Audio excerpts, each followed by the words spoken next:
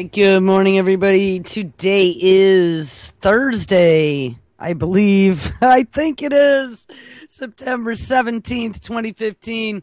And this is Before the First Cup with Jules here on UCY.TV. Happy Thursday, everybody.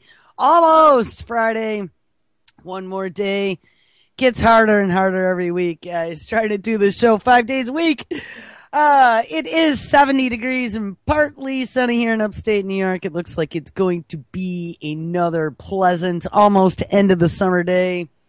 So where do we leave off yesterday?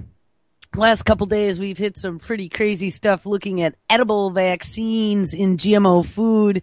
And so far, we've identified, I believe, 5 foods that they've been manipulating to insert genetically modified vaccines of some kind into and do experiments with. We had the banana was the first experiment, the tomato, then the potato, and yesterday we read about GMO rice and lettuce as well.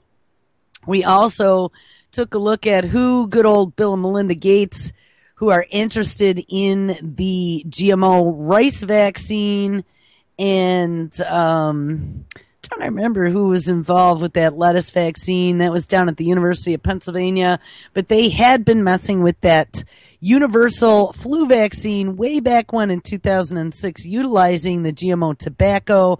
And that's also how they did some of the Ebola vaccines. So put on a seatbelt, people, because we found a bunch of stories out of the National Institute of Health yesterday that appears that this whole newfangled way of doing things is going to be to utilize plants and sneak these vaccines into our food, because people aren't seeming to get with the program, and especially with the Vaccinate All Children Act of 2015 and the Healthy People Act of 2020, and the Dark Act. We're not gonna label all your food act, so you don't need to know what's in your food, and getting rid of the country of origin labels. They don't need any of us pesky thinkers pointing out the poisons and the dangers and how completely insane some of this stuff is without anything really being tested in the long term. You know, one of the things, too, that we found interesting, we've been kind of watching these quote-unquote outbreaks, and then we saw a couple different instances between the CDC, then we had the DOD, and now we're back to the Department of Defense again with these complete mishandlings of virulent pathogens. At the CDC originally back last summer, they had like smallpox and anthrax, and there might have been a few other things, and there was a whole hearing on Capitol Hill, which I don't remember anything really coming out of that, just like hand slap. Oops, we had smallpox sitting on top of a filing cabinet for 30 years. And then we find out that the DOD had a massive oops. We mentioned this yesterday, and we did a couple whole shows about anthrax, where they'd been shipping anthrax around the globe, and I believe it was 192 different labs that had received this anthrax shipments that were believed to be, quote unquote, inactivated. And they were doing the inactivation utilizing radiation, but then they discovered, whoops, it didn't kill all the spores. Oh, no. So the big thing that they had prepared much of America for back in 2006 after September 11th was, we're going to have terrorist attacks with anthrax, which, knock on wood, never happened en masse, but now we have 192 labs potentially globally that have live anthrax. Well, then what did we find out?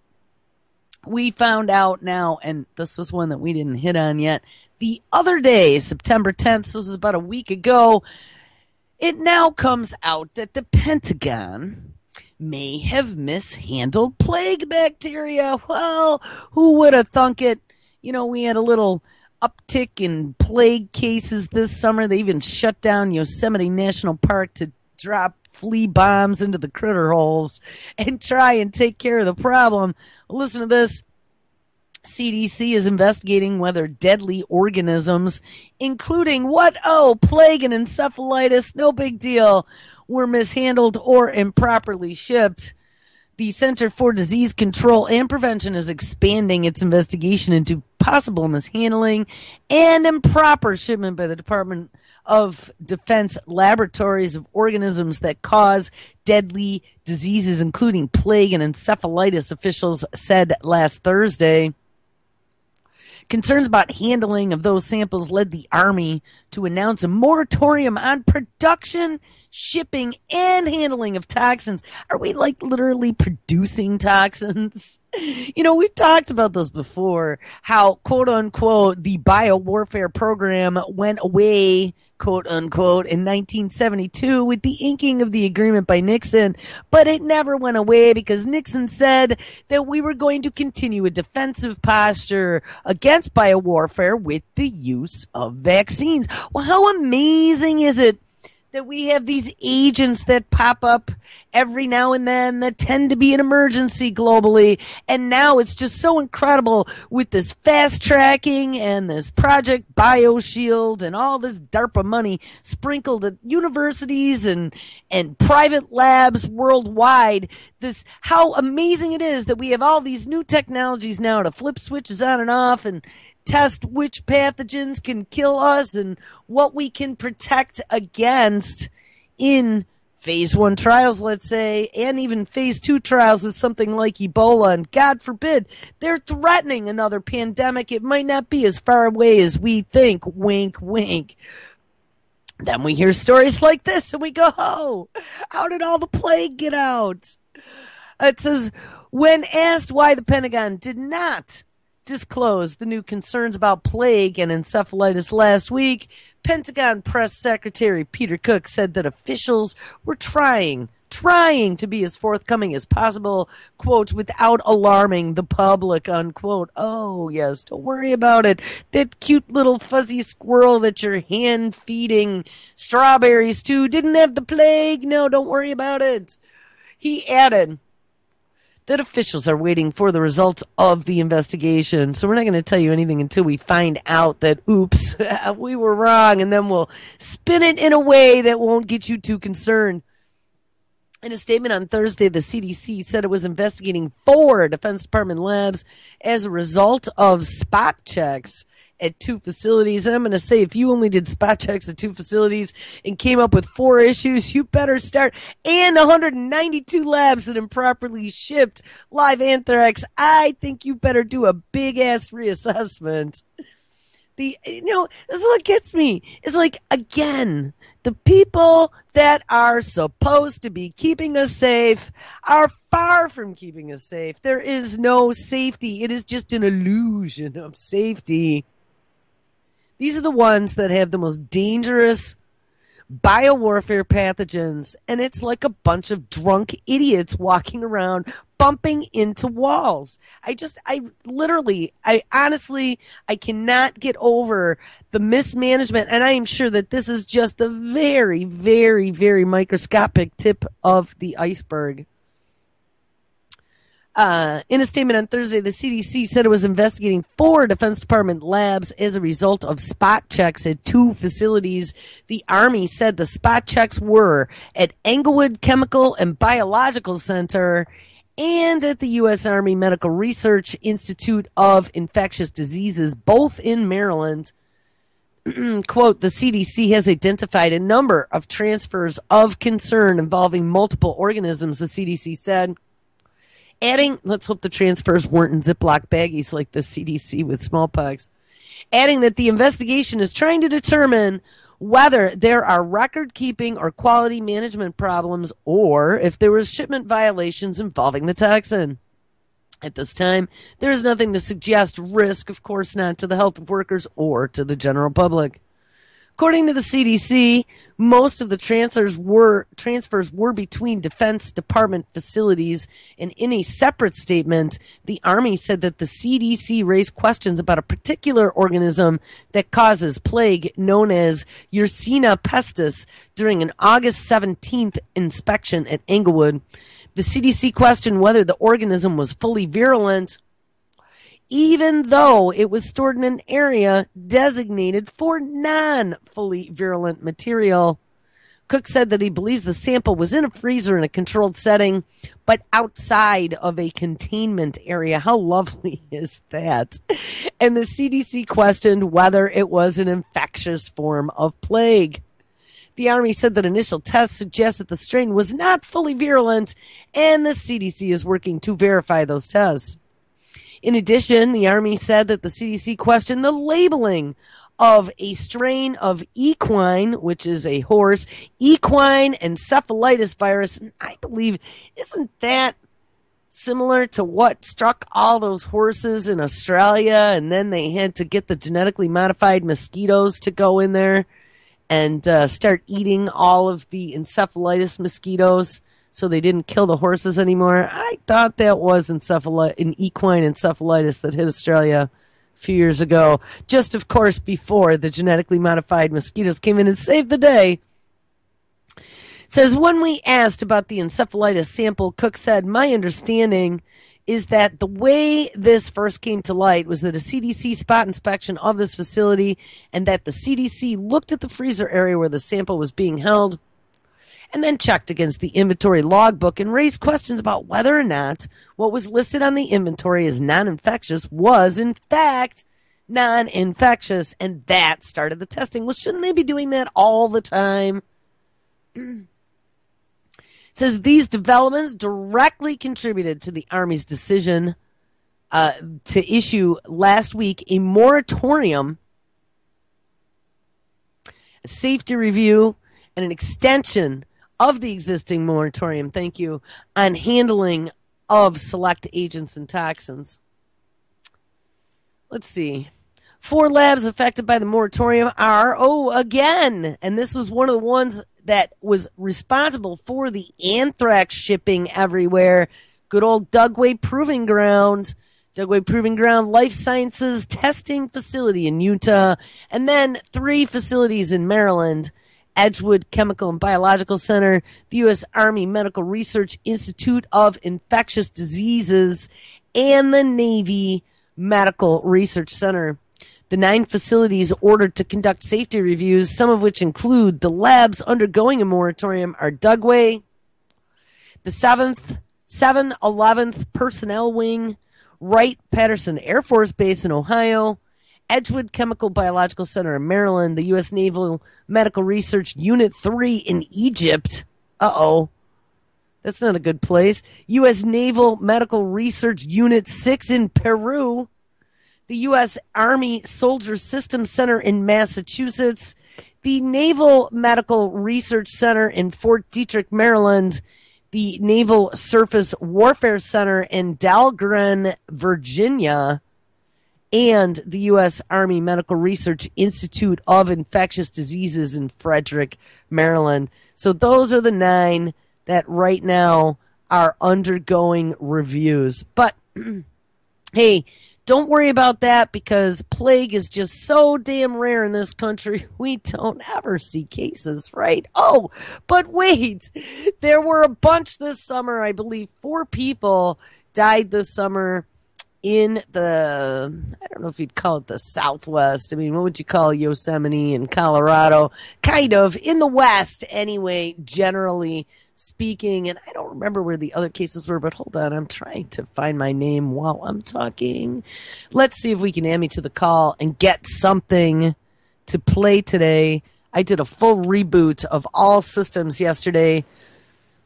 So I'm hoping that this fixes the audio issue on clips. All right. So what? Oh, no, we don't have that many cases. We shouldn't be worrying about bubonic plague. Health officials say that they have confirmed the first ever case of bubonic plague in a Michigan resident. This marks the 14th case of the plague reported in the United States since the beginning of April. Now, wait a minute. 14 cases since the beginning of April. And yes, this was just 2 days ago. They have reported the first case of bubonic plague ever. Again, never before seen, right? We've had so many of those ever in Michigan. Yeah. So to all of our Michigan listeners, look out and stay away from those little fuzzy squirrels. 4 of those affected have died. Dr. Amar Safdar is an infectious disease specialist from New York University's Langone Medical Center, and he joins us now with more. Hello. Doctor, thanks for joining us. My pleasure. You hear bubonic plague, you don't think of something that's happening today. Sure. How did this happen? So, started around 1900s when, there is no bacteria in the New World, in the Americas. So it was brought on with infected rats on the steamships. It sounds like a fairy tale, doesn't it? We didn't have it in the Americas. It was brought on the steamships, and it very possibly may have been. But I'm sure the Department of Defense has nothing to do with the plague cases that are cropping up all over. Into the West Coast, various different ports on the West Coast of U.S. And most believe it came from Asia. And then there were outbreaks after outbreaks. So the last outbreak, urban outbreak in U.S. was in L.A. Started in 1924, lasted until the following year, 1925. And since then, the bacteria has found a foothold, and it's endemic now in the western U.S., mostly in the rodents in the wild, chipmunks and what have you. How do one get exposed to it? Usually the fleas from the rodents and the bite from those fleas is how the bacteria gets into someone's system. Is that pretty much the only way that it can spread? It can't spread like through human contact? Great. That's a great question. The 4 cases this summer, a few months ago, that were reported by CDC were from a dog that got sick and died. The 2 folks in the veterinarian clinic, the person who was the owner of the dog, and another person who was friend of this individual patient. And we actually listened to clips on that whole case in Colorado, and they're a little afraid that there may have been person-to-person transmission in this case, by the way. The plague were exposed. The 2 people in the veterinarian clinic were exposed from the dog, but his friend has never seen the dog or met the dog. So that was potentially a transmission from this individual whose dog died of what seems like plague, and he developed an unusual form of plague, which hasn't been seen in U.S. since 1924, which is called pneumonic plague. So it is a pneumonic plague. That's very concerning. Well, it's the pneumonic. Yes, it's very concerning. Again, it's been 80 years or whatever since we've seen it here, and it reappears. And when you start having animal to human transmission, and we've talked about this before when we were looking at bird flu and all this other stuff, animal to human transmission and then human to human transmission, those are the makings of a pandemic. Plague that actually can be transmitted, the bubonic plague, which is a more common form, 80% or so, does not get transmitted from person to person. There is a lot of concern because it's an older disease, and the Black Plague that people have read about in their history books sort of stays in mind, and it invokes all sorts of fear. Absolutely. You have these images in your head. Sure. Fear!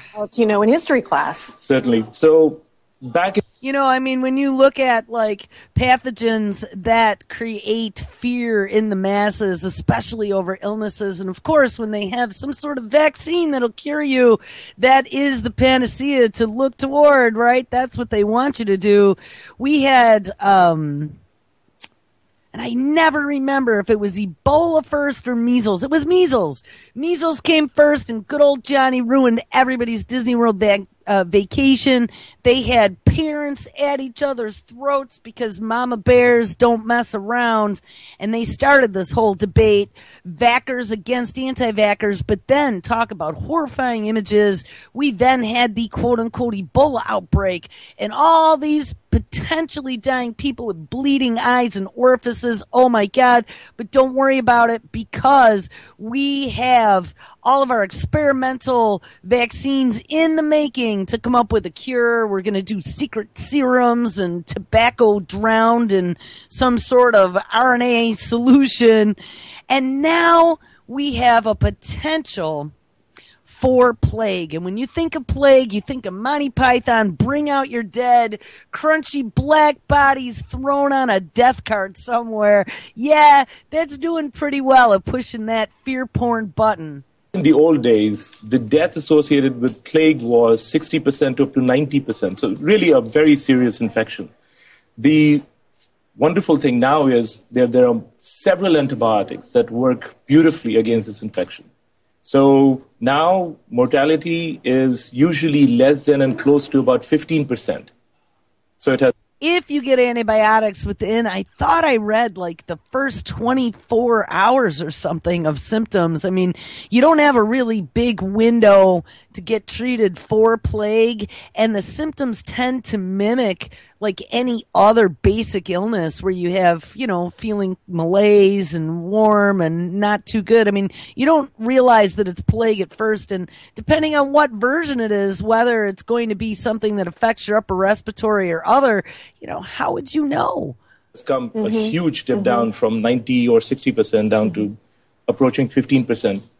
The important thing is, how does one prevent getting exposed to it? Well, do not feed and stay away with rodents, even though they look very cute. But no, they're not very cute in New York.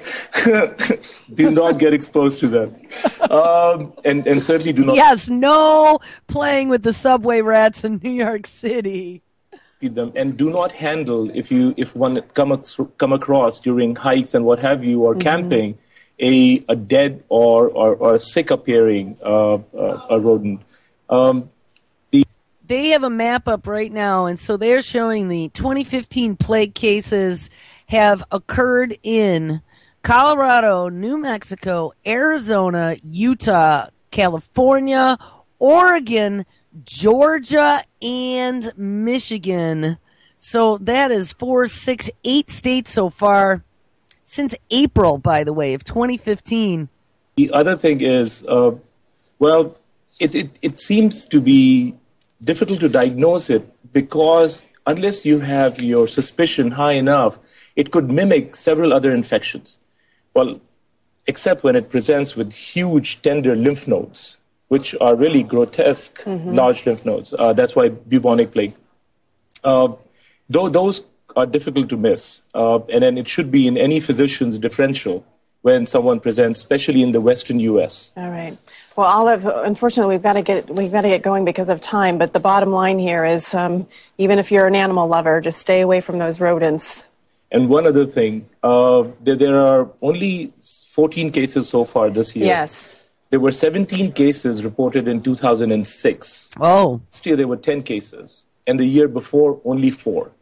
So it does go up and down. So I don't think there is any reason to get alarmed that suddenly we have doubling of cases, because it does go up and down, and there are several reasons why this happens. All right. No need to panic. Do not panic. All right. Dr. Amar Safdar, thank you for your expertise. My pleasure. Thank you. Okay, so make sure you do not panic. It does go up and down. The cases have doubled, but hey, don't worry about it. But did you notice that nobody mentioned the story from the week before about the Pentagon now having 4 different labs under investigation for improper handling of things such as what? Oh, yes, plague. Don't worry about it. And didn't the Pentagon say that they didn't really release a lot of information in the beginning because they didn't want people to panic? No, they like things to percolate for a while. And then, if need be, they can declare some sort of emergency because, you know, they have all these vaccines waiting in the wings. We looked at yesterday, and I'm going to go back to the show yesterday and just look at a couple of these story titles. We had the banana vaccine, we had the tomato, the potato, the rice, and the lettuce vaccines that they are working on. They were also working on the tobacco vaccine. We also found out how much easier it was for them to get the medication or whatever they're putting into these vaccines. The ones in particular that we were looking at were using DNA switch flipping. how much easier it was to get it into the body through the mucosal lining of the intestines. It's encapsulated in your food, gets through your digestive system, and then it is absorbed directly into the bloodstream through your intestine.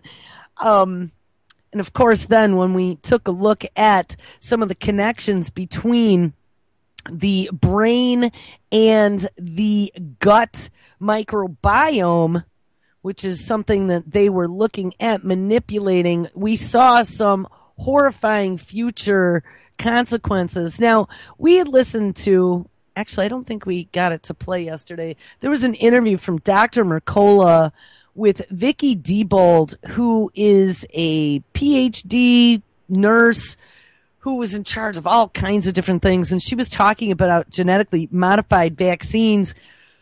And I put some of that into the show yesterday after the fact, after I had all those technical issues, to air at 5 o'clock. But what I wanted to play for you was the second half of this interview, where she actually starts he asks her, Dr. Mercola asks her about edible vaccines. So hold on one second here. Let me connect back up. All right, so here, let's check this out.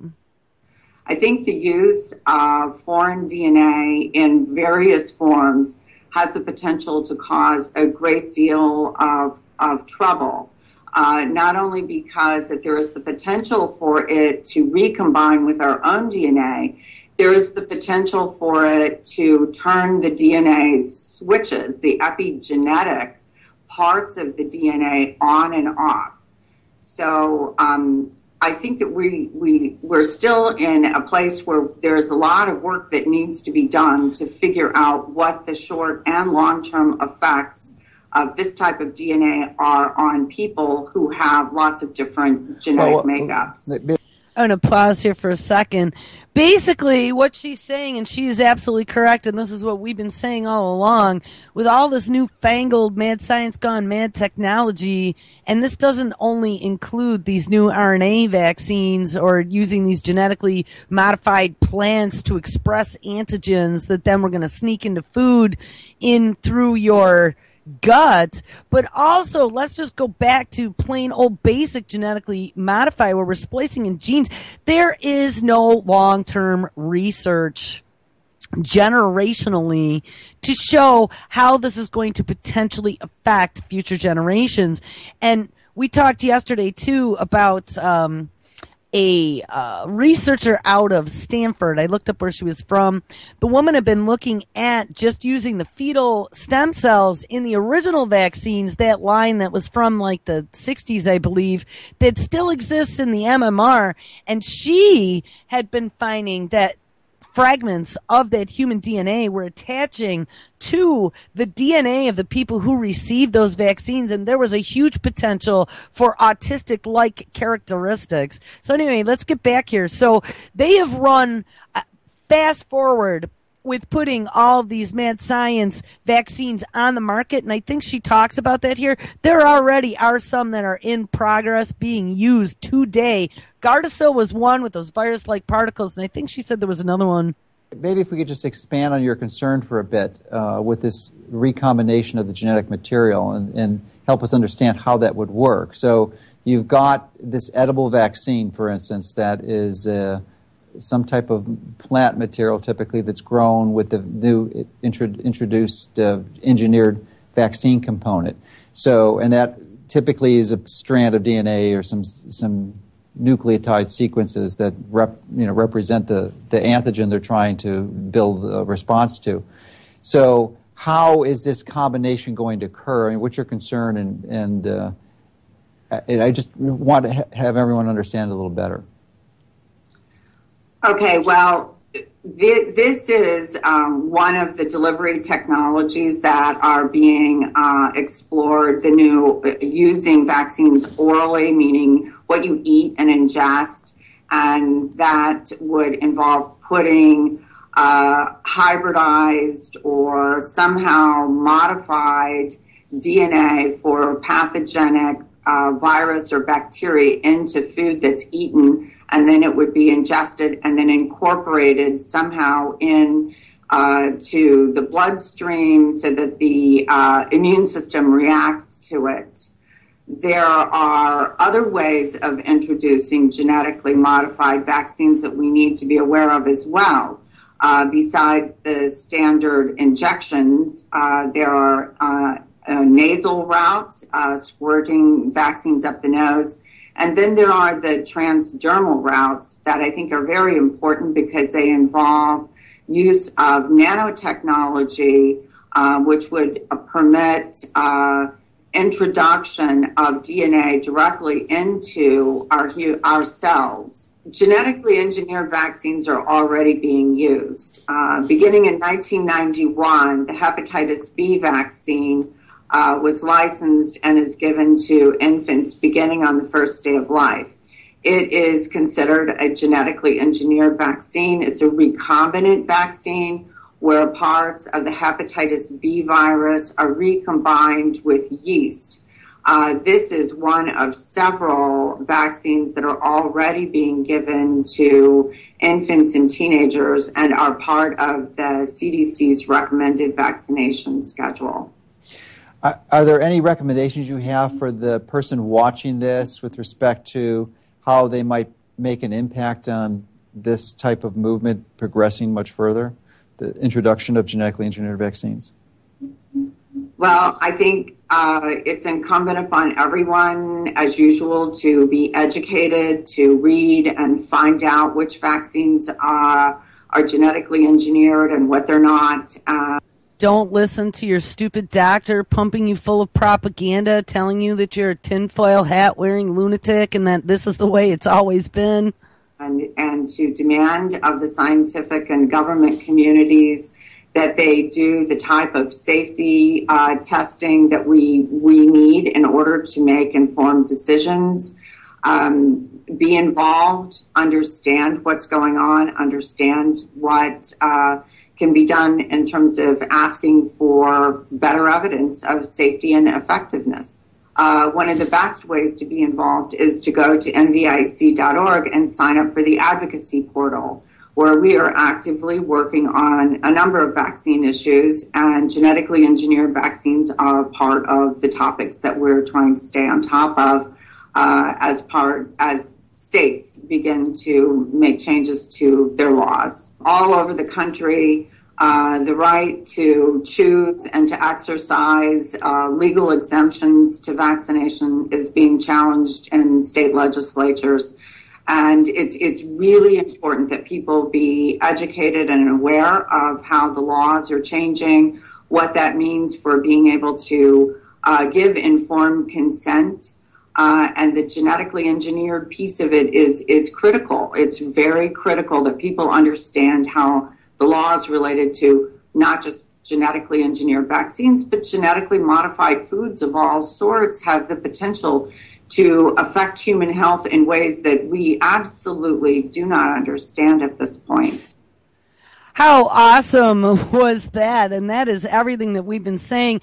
It's so insane because as the push for mandatory vaccination gets closer and closer, and in a bunch of the states, of course, they've been getting rid of exemptions, religious and what do they call it? Conscientious objector-esque. They're working on a federal mandate to make it mandatory for not only all children, but the Healthy 2020 People Act would be for adults as well. Right now, it's a standing order to recommend that all adults get their boosters, but eventually don't think that they're not going to pull the card going, well, you're a danger, Johnny, because, you're not in with the herd. And this isn't going to be across the board because it absolutely will be. And as they get rid of labeling laws and they get rid of country of origin laws and they get rid of any liabilities for the vaccine companies and they pass bills such as the Project BioShield, all they got to do is declare a state of emergency, and that opens the floodgates to all of these experimental vaccines that have been sitting in the wings waiting for human trials. But it's not ethical to trial that stuff on humans yet unless there's an emergency. There is absolutely some scary writing on the wall, and she is right with these these genetically modified vaccines. So what we've seen is that they're splicing and dicing DNA from different creatures, and they're putting in nanotechnology. She had talked about 3 routes for ingestion. One is the edible vaccine that is through the mucosa of the small intestine. The second one we had talked about a long time ago, and that is the intranasal vaccine. And we had seen a story a few weeks ago that had talked about the easiest and the best way to get nanotechnology in particular across the blood-brain barrier. And one of those ways was up the nose. And the third way was transdermally. That seems to be a really good way to get nanotechnology into the body. Well, check this out. A story came out yesterday out of phys.org. Targeted drug delivery with these nanoparticles can make medicines more effective. Yes. And I mean, they've been doing this for a while. And we've been talking about this for a while, but this has become reality. I did not know about the Hep B vaccine. And what's interesting with her mentioning the Hep B vaccine being one of these newfangled mad science vaccines is that was with that original doctor, I don't remember his name, Artson maybe, the one that had been experimenting on the vaccine banana. That was one of the things that he had talked about. All right, here, let me read this. Nanoparticles disguised as human platelets could greatly enhance the healing power of drug treatments for cardiovascular disease and systemic bacterial infections. And these platelet-mimicking nanoparticles, developed by engineers at the University of California, San Diego, are capable of delivering drugs to targeted sites in the body, particularly injured blood vessels, as well as organs infected by harmful bacteria. Yes, these are platelet-mimicking nanoparticles. Now, what did we learn that these mad scientists figured out a long time ago is mimicking nature is the best way for them to come in under the sheep's clothing and then become the wolf once they get inside. That's exactly. Nature figured it out millions of years ago, and a lot of these mini robotics, mini drones, the robo-bees and the hummingbird drones, they're all mimicking nature, trying to get a bipedal robot. They mimicked nature to get the correct dimensions, and that seems to be the key to all of this. Copycat nature, sneak in the back door, and you're in. Engineers demonstrated that by delivering the drugs just to the areas where drugs are needed, these platelet copycats, there we go, greatly increased the therapeutic effect of drugs that were administered to diseased rats and mice. The research led by nano engineers at UC San Diego Jacobs School of Engineering was published online September 16th, yesterday, in Nature. Quote, this work addresses a major challenge in the field of nanomedicine, targeted drug delivery with nanoparticles, says Leftiang Shang, a nanoengineering professor at UC San Diego and a senior author of the study. Because of their targeting ability, platelet-mimicking nanoparticles can directly provide a much higher dose of medication specifically to diseased areas without saturating the entire body with drugs. The study is an excellent example of using engineering principles and technology, yes, to achieve what? Oh, keyword, ding, ding, precision medicine. And of course, Obama has his National Precision Medicine Initiative here in the United States. So this is the way it's going to be, people. This is the future of medicine. This bioeconomy is moving in fast forward. And I'm telling you, I don't think people understand exactly what they're doing right now. And like that nurse said, and I never remember her name if I can get back there, Vicky Diebold. You know, this is important for informed consent because you might be consenting to a vaccine. You're consenting to immunological properties that maybe you understand in a very haphazard way in your brain. But for proper consent. Don't you need to understand the entire process that's going on inside the body? And I think if people actually understood that these are not like old school immunotherapy vaccines, these are mad science gone mad, mimicking nature, slipping in a Trojan horse into the body and trying to make the body do what we want it to do. Untested generationally in humans. The people would stand up and say, screw this. I'm not putting this into my kid. And when you think about, too, that Hep B vaccine, that's something that goes into infants. And that's already a GMO vaccine. They give that like day one when the kid is born. They make you, we looked at that the other day, they make you ink a paper when you're all hallucinating and drugged up or in labor in the hospital. But there's no informed consent there. Nobody is explaining to me nanotechnology or DNA, RNA switch flipping. There's no informed consent. Anyway, to finish the story, while the proof of principle study demonstrates specific delivery therapeutic agents to treat cardiovascular disease and bacterial infections, it also has broad implications for targeted therapy for other diseases such what? Oh, cancer and neurological disorders. And that's actually a great place to hop off because speaking of neurological disorders, we read a couple stories last week of them being able to diagnose mental disease. And one of the ways that they could do it was through voice patterns. They could run your voice through an application and tell whether or not you were going to have a probability of mental disease in your future. And then, hey, they had treatments for neurological disorders, and the way they found the best to get the drugs into the brain was up through the nose. Well, wait until you hear this. Hold on. There was an executive order passed 2 days ago. Good old Obama is at it again. It is titled on whitehouse.gov, Using Behavioral Science Insights to Better Serve the American People. Yes, using behavioral science insights to better serve the American people.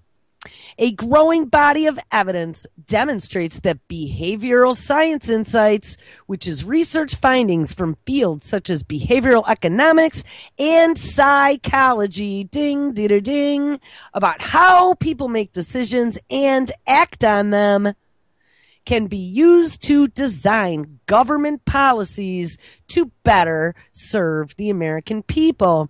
Now, if you read through this executive order, and I'm not going to scroll all the way down through this and read this bullshit because it's just such a bunch of drivel.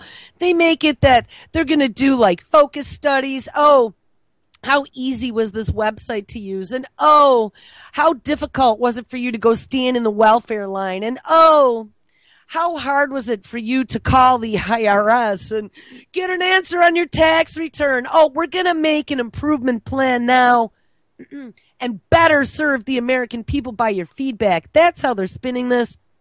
But remember, Edward Bernays, everything goes back to the fall of Western civilization, to Edward Bernays, where they learned to use propaganda to manipulate the minds, hearts, and wallets of the American people. And it's not just the American people, but at that time, they were targeting the American people. And with the passage of NDAA of 2013, and I found that document one day, and I found the segment. They did authorize the use of propaganda that up until that point legally, quote unquote, was only allowed to be used via the State Department for countries external to the United States to spread Americana worldwide. Well, as of the NDAA 2013, it then became, quote unquote, legal to utilize those same propaganda techniques on the American people. So how interesting is that? That's why we can't trust any news. That's why there is no journalism happening in the mainstream. That's why healthy vaccine doctors, ones who are talking out against the system, are ending up dead in oodles. It's because it's going against now the crafted paradigm that they're working so hard to craft, and those pesky truthers, the 9/11 people, the anti-vaxxer people, the anti-GMO people, the anti-war people, the anti-Obama people, every single one of us is putting a thorn. It's a death by 1,000 cuts. And Hillary Clinton came out and said it, that they are losing the information war. So you know what? Screw this shit. Obama says, let's get some behavioral scientists. Let's get some psychologists on board to help us better craft our message to dupe the American people even better than we already are, because there seem to be people out there that are immune to our magic. And what concerns me, what really concerns me, and we touched on this briefly yesterday, is with these edible vaccines, which I did not know about, something that I completely missed along the way, and heard April and Verstein mentioning in an interview when I was cutting their show up, and said, it's the second time I've heard about edible vaccines, and looked into it, was very shocked. But with all we know about GMO foods, about vaccines, about RNAi, about nanotechnology, and listening to Eric Drexler with the desktop manufacturing facilities and the, cures for cancer with self-replicating nanorobots that take medicine exactly to where it's supposed to go, which we just read about. And we also read yesterday a story that came out of DARPA about DARPA's now their whole plan with using these newfangled mad science vaccines to prompt the body into becoming its own bioreactor. They push some buttons and your body starts producing stuff. How long is it going to be now that they're trying to crack the microbiome and figure out how the gut and the brain talk to each other? We know that we have this whole national and international project called the Brain Project. But here in the United States, we have a lot of the big technical companies involved, including Google. Remember, good old love to hate him Ray Kurzweil, head of engineering. We got Motorola involved. We got Microsoft, Billy Gates involved. National Institute of Health, and all of the lizard dens of universities that have sprinkle funding, all these biopharma companies, all these new startup biopharma companies that are spinning out of universities, again with DARPA dollars. When you look at all of this together, you look at some of DARPA's research on how to push buttons now. This is this new project for wounded warriors and for, what were they calling them? Super soldiers on the battlefield, right? Because that's where DARPA's research is supposed to go, is to the military. They discovered that they can easily push buttons and cause your brain to produce chemicals that will give them the desired effect. They showed it in the rats.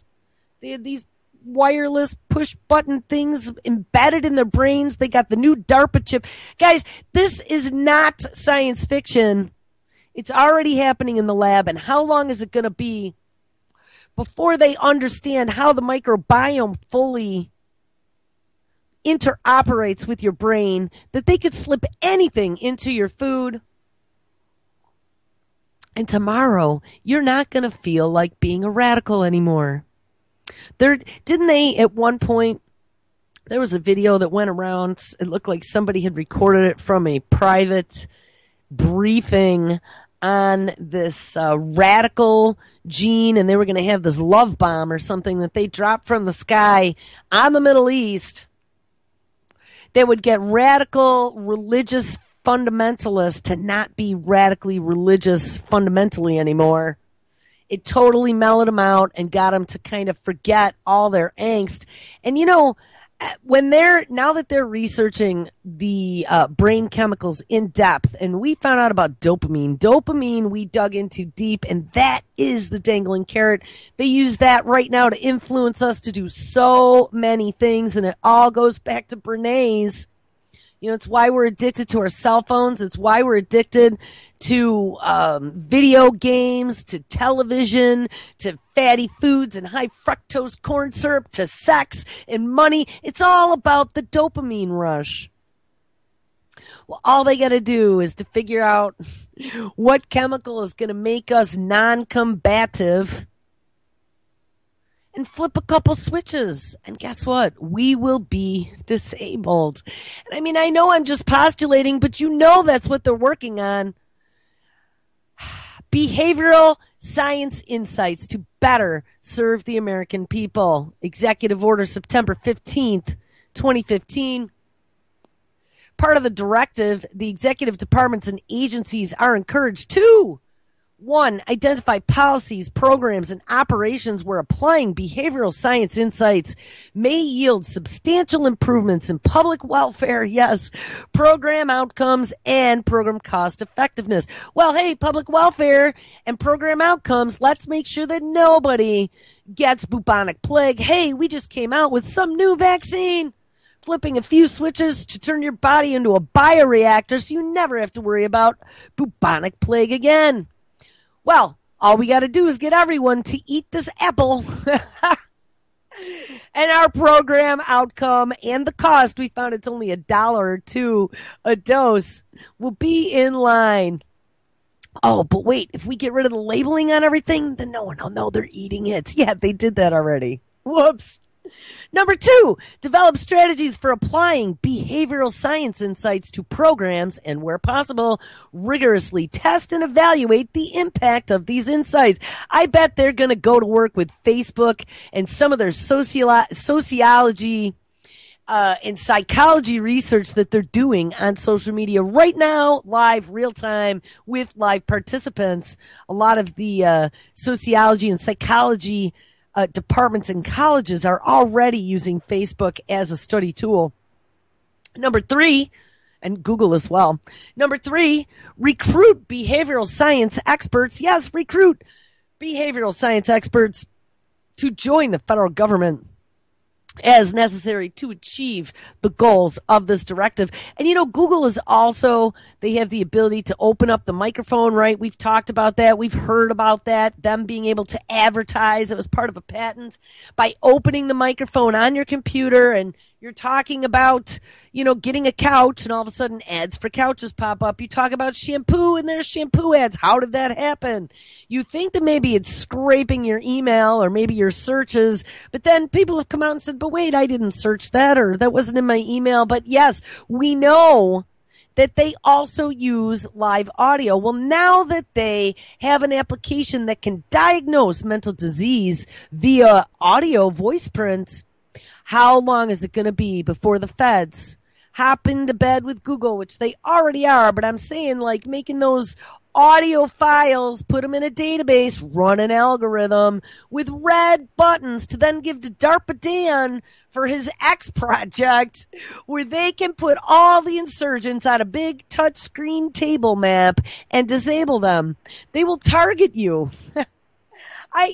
Guys, when you know my brain starts spinning when I start reading about this technology, and I was in technology for 25 adult years of my life.